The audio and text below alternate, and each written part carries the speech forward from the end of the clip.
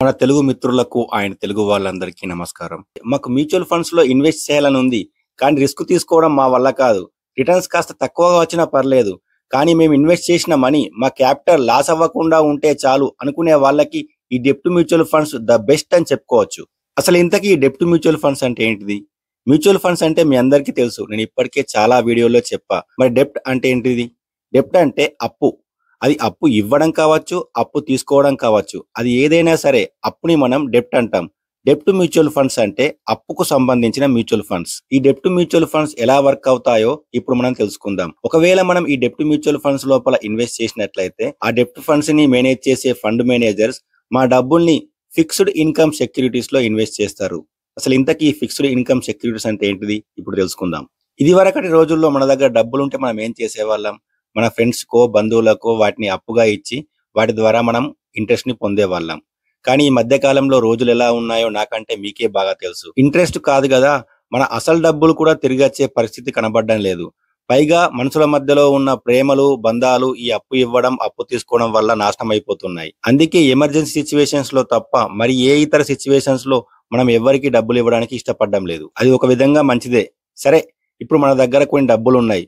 For example ఒక ₹1,00,000 ఉన్నాయి అనుకుందాం. ఈసారి మన దగ్గర ఉన్న ఈ ₹1,00,000 సెంట్రల్ గవర్నమెంట్ కో, స్టేట్ గవర్నమెంట్ కో, కార్పొరేట్ కంపెనీకో, లేకపోతే ఏదైనా ప్రైవేట్ బ్యాంకో అప్పుగా ఇస్తాం. ఇప్పుడు మన లెవెల్ వేరే. అరుణాచలం మూవీలో సెకండ్ హాఫ్ రజనీకాంత్ లెవెల్ మనది.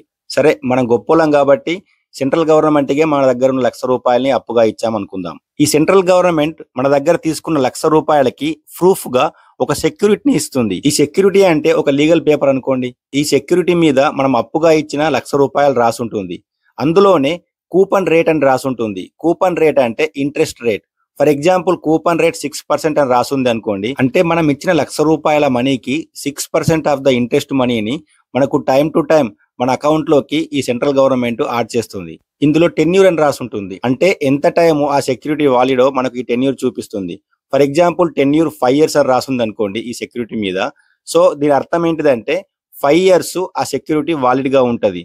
సో అంటే 5 years దాకా మనకు 6% ఇంట్రెస్ట్ టైం టు టైము ఆ ₹1,00,000 మనకు అకౌంట్ లోకి యాడ్ అవుతుంది. అండ్ ఆ 5 years అయిపోగానే మన అసలు డబ్బులు ఉన్నాయి కదా ₹1,00,000, ఆ ₹1,00,000 మన అకౌంట్ లోకి యాడ్ అవుతాయి. సో ఫైనల్ గా ఈ ఫిక్స్డ్ ఇన్కమ్ సెక్యూరిటీలో ఫిక్స్డ్ ఇంట్రెస్ట్ రేట్ ఉంటుంది, ఫిక్స్డ్ టెన్యూర్ ఉంటుంది.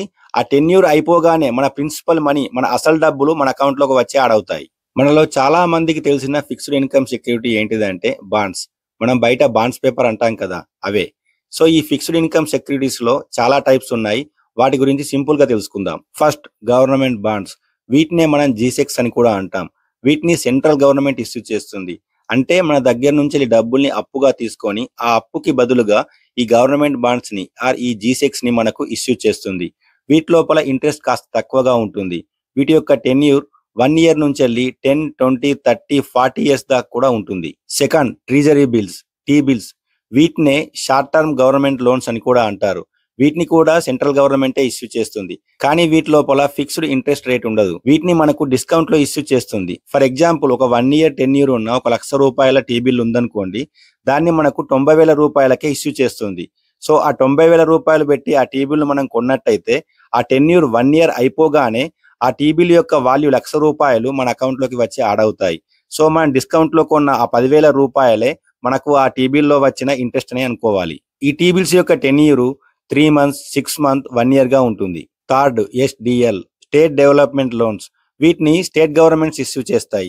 వీటి లోపల ఇంట్రెస్ట్ రేట్స్ గవర్నమెంట్ బాండ్స్ కన్నా కాస్త ఎక్కువగా ఉంటుంది.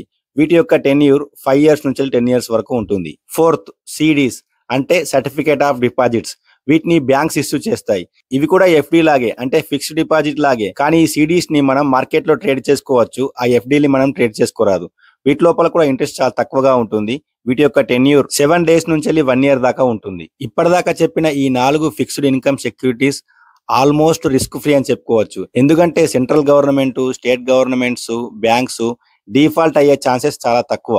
Fifth, corporate bonds are corporate debentures. ఒకటి చెప్పడం మర్చిపోయా, ఈ బాండ్స్ నే మన ఇండియాలో డిబెంచర్స్ అని కూడా పిలుస్తారు. ఈ కార్పొరేట్ బాండ్స్ ని కార్పొరేట్ కంపెనీలు ఇష్యూ చేస్తాయి. వీటి లోపల ఇంట్రెస్ట్ ఇందాక చెప్పిన అన్ని సెక్యూరిటీస్ లో కన్నా ఎక్కువగా ఉంటుంది. అండ్ వీటి యొక్క టెన్యూర్ 1 ఇయర్ నుంచి 10 ఇయర్స్ వరకు ఉంటుంది. అయితే ఈ కార్పొరేట్ బాండ్స్ లోపల కాస్త రిస్క్ ఉన్న మాట వాస్తవమే. ఆ రిస్క్ ఏంటిదో మనం కాసేపట్లో మాట్లాడుకుందాం. ఈ కార్పొరేట్ డిబెంచర్స్ లో 2 టైప్స్ ఉంటాయి. ఒకటి convertible debentures, 2 non convertible debentures. First the convertible debentures. ఈ కన్వర్టబుల్ డిబెంచర్స్ లో మనం ఇన్వెస్ట్ చేసినట్లయితే మనకు నార్మల్ డిబెంచర్స్ లాగే ఫిక్స్డ్ ఇంట్రెస్ట్ వస్తుంది. అలాగే ఒక 2 ఇయర్స్ అయిపోయిన తర్వాత ఈ డిబెంచర్స్ ని మనం ఆ కంపెనీలోనే ఈక్విటీ షేర్స్ గా మార్చుకోవచ్చు. వీటిలో ఇంట్రెస్ట్ రేట్స్ కాస్త తక్కువగా ఉంటాయి. Second, non convertible debentures. వీటిని ఎన్సిడిస్ అంటారు. వీటిని ఈక్విటీ షేర్స్ గా మార్చుకోరాదు. నార్మల్ డిబెంచర్స్ లాగానే ఫిక్స్డ్ ఇంట్రెస్ట్ వస్తుంది, ఫిక్స్డ్ టెన్యూర్ ఉంటుంది. ఆ టెన్యూర్ అయిపోగానే మన యాక్చువల్ డబ్బులు అంటే మన ప్రిన్సిపల్ అమౌంట్ మనకు వచ్చేస్తుంది. ఈ ఎన్సిడిస్ నాన్ కన్వర్టబుల్ డిబెంచర్స్ లోపల 2 టైప్స్ ఉన్నాయి. ఒకటి secure NCD, 2 unsecure NCD. First secure NCD. ఈ సెక్యూర్డ్ ఎన్సిడి లోపల కొలాటరల్ ఉంటుంది. అంటే ఈ సెక్యూర్డ్ ఎన్సిడిస్ కొన్న వారికి కార్పొరేట్ కంపెనీ బ్యాకప్ కింద ఏదైనా ఒక అసెట్ ని తాకట్టుగా పెడుతుంది. ఫర్ ఎగ్జాంపుల్ ప్లాంట్ కావచ్చు, ఎక్విప్మెంట్స్ కావచ్చు, మెషినరీ కావచ్చు, ఏదైనా ల్యాండ్ కావచ్చు. ఇటువంటి అసెట్స్ ని బ్యాకప్ కింద పెడుతుంది. ఒకవేళ ఈ కార్పొరేట్ కంపెనీ డిఫాల్ట్ అయిపోయింది అనుకో, ఈ అసెట్స్ మనం సెల్ చేసుకొని మా డబ్బుల్ని మనం తీసుకోవచ్చు. సో ఈ సెక్యూర్ ఎన్సిడిస్ లోపల కొలాటరల్ ఉన్నందువల్ల వీటి లోపల ఇంట్రెస్ట్ రేట్ కాస్త తక్కువగా ఉంటది. అన్సెక్యూర్ ఎన్సిడిస్, వీటి లోపల ఎటువంటి కొలాటరల్ ఉండదు. కట్టప్ప కదా బాహుబలికి మాట ఇచ్చినట్టు కార్పొరేట్ కంపెనీలు మీకు మీ డబ్బుల్ని మేము ఇన్ టైం లోపల తిరిగి ఇచ్చేస్తాం అని ప్రామిస్ మాత్రమే చేస్తుంది. వీటి లోపల కొలాటరల్ లేదు కాబట్టి వీటి యొక్క ఇంట్రెస్ట్ రేట్ కాస్త ఎక్కువగా ఉంటాయి, కానీ రిస్క్ కూడా ఎక్కువే, అది గమనించగలరు. అండ్ ఫైనల్ గా సిపిస్, కమర్షియల్ పేపర్స్ అంటాం. వీటిని కూడా కార్పొరేట్ కంపెనీలు ఇష్యూ చేస్తాయి. ఏదైనా షార్ట్ టర్మ్ అవసరం కోసం అంటే షార్ట్ టర్మ్ లోన్ కోసం ఈ సిపిస్ ని ఇష్యూ చేస్తాయి. ఇవి కూడా అన్సెక్యూర్ ఎన్సిడిస్ లాంటివే. వీటి లోపల ఇంట్రెస్ట్ అనేది కాస్త ఎక్కువగా ఉంటది. సో మనం ఈ డెప్ట్ మ్యూచువల్ ఫండ్స్ లోపల ఇన్వెస్ట్ చేసినట్లయితే ఆ మ్యూచువల్ ఫండ్ యొక్క ఫండ్ మేనేజర్ ఇలాంటి డిఫరెంట్ ఫిక్స్డ్ ఇన్కమ్ సెక్యూరిటీస్ లోపల వాటిని ఇన్వెస్ట్ చేస్తారు. సరే, ఇంతకీ ఈ డెప్ట్ మ్యూచువల్ ఫండ్స్ వల్ల బెనిఫిట్స్ ఏంటి ఇప్పుడు తెలుసుకుందాం. First, high returns. ఈ డెప్ట్ మ్యూచువల్ ఫండ్స్ సేవింగ్ అకౌంట్స్ కన్నా, ఫిక్స్డ్ డిపాజిట్ ఈ ఎఫ్డీల కన్నా ఎక్కువ రిటర్న్స్ ని మనకు జనరేట్ చేస్తాయి. Second, very low risk. ఈ డెప్ట్ మ్యూచువల్ ఫండ్స్ చాలా తక్కువ రిస్క్ ను కలిగి ఉంటాయి. ఇందాక చెప్పుకున్నట్టు ఈ గవర్నమెంట్ బాండ్స్, ఎస్డిఏలు, సిడీస్ లోపల అసలు రిస్క్ ఉండదనే చెప్పుకోవచ్చు. Third, talks efficiency. ఈ డెప్ట్ మ్యూచువల్ ఫండ్స్ ని ఒకవేళ మనం 3 సంవత్సరాల కన్నా ఎక్కువ గనక హోల్డ్ చేసినట్లయితే మనకు ఇండెక్సేషన్ బెనిఫిట్ లభిస్తుంది. ఆ ఇండెక్సేషన్ బెనిఫిట్ తర్వాత వచ్చిన ప్రాఫిట్ లోపల మనకు 12.5% ఎల్టీసీజీ ట్యాక్స్ మాత్రమే వర్తిస్తుంది. సో దీనివల్ల మనం 16 నుంచి 70% వరకు ట్యాక్స్ ను సేవ్ చేసుకోవచ్చు. Fourth and most important, no lock in period. Most of the డెప్ట్ మ్యూచువల్ ఫండ్స్ లోపల లాక్ ఇన్ పీరియడ్ అంటూ ఏమీ ఉండదు. కొన్ని డెప్ట్ ఫండ్స్ అయితే ఇవాళ బై చేసి రేపు సెల్ చేసే డెప్ట్ ఫండ్స్ కూడా ఉంటాయి. And super liquidity. Most of the డెప్ట్ ఫండ్స్ లోపల లిక్విడిటీ చాలా సూపర్ గా ఉంటుంది. అందుకోసమే మార్కెట్ అవర్స్ లో ఏ టైంలోనైనా ఈ డెప్ట్ ఫండ్స్ ని బై చేసుకోవచ్చు అండ్ ఏ టైంలోనైనా ఈ డెప్ట్ ఫండ్స్ ని మనం సెల్ చేసుకోవచ్చు. డైవర్సిఫికేషన్. ఈ డెప్ట్ మ్యూచువల్ ఫండ్స్ మోస్ట్లీ 50 నుంచి 60 ఫిక్స్డ్ ఇన్కమ్ సెక్యూరిటీస్ లో ఇన్వెస్ట్ చేస్తాయి. సో ఇలా డిఫరెంట్ ఫిక్స్డ్ ఇన్కమ్ సెక్యూరిటీస్ లో ఇన్వెస్ట్ చేయడం వల్ల మనకి ఎక్కువగా డైవర్సిఫికేషన్ దొరుకుతుంది. సో దానివల్ల రిస్క్ అనేది కాస్త తక్కువగా ఉంటది. సరే, ఈ డెప్ట్ మ్యూచువల్ ఫండ్స్ కి అన్ని బెనిఫిట్స్ అయినా రిస్కులు ఏమీ లేవా అని మీరు అడిగితే ఇక్కడ మీకు విషయం చెప్తా. మనిషి, మనీ ఈ రెండు ఎక్కడైతే ఉంటాయో అక్కడ రిస్క్ అనేది ఖచ్చితంగా ఉంటది. అది కొంచెం ఎక్కువ కావచ్చు, కొంచెం తక్కువ కావచ్చు, కానీ రిస్క్ అనేది కంపల్సరిగా ఉంటది. ఎవరైనా మిమ్మల్ని మీ మనీని ఈ ప్లేస్ లో ఇన్వెస్ట్ చేయండి, ఇక్కడ అసలు రిస్క్ అనేది లేదు అని చెప్తే వాళ్ళు మిమ్మల్ని మోసం చేస్తున్నట్లే.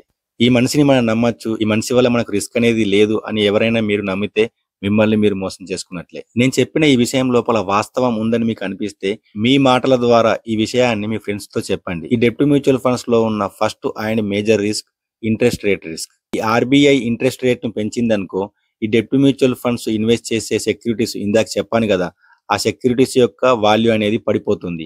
ఒకవేళ ఈ ఆర్బీఐ ఇంట్రెస్ట్ రేట్ ను తగ్గించిందనుకో, ఈ సెక్యూరిటీస్ యొక్క వాల్యూ అనేది పెరుగుతుంది. Second risk, credit risk.